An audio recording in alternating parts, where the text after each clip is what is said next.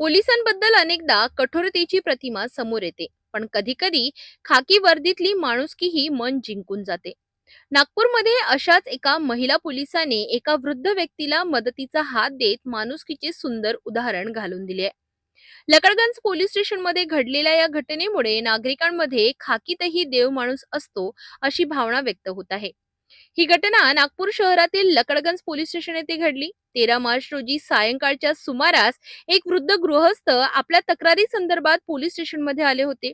वय वाढल्यामुळे आणि अशक्तपणामुळे त्यांना चालताना मोठी अडचण होत होती. आपले काम पूर्ण झाल्यानंतर त्या वृद्ध व्यक्तीला पोलीस स्टेशनमधून बाहेर पडताना आणि पुढे जाण्यासाठी त्रास होत असल्याने तेथील एका महिला पोलीस कर्मचाऱ्याच्या लक्षात आले. यानंतर त्या महिला पोलिसाने क्षणाचाही विलंब न करता स्वतः पुढे येत त्या वृद्ध व्यक्तीला हात धरला. तिने त्यांना आधार देत सुरक्षितपणे त्यांच्या इच्छित ठिकाणी पोहोचविले.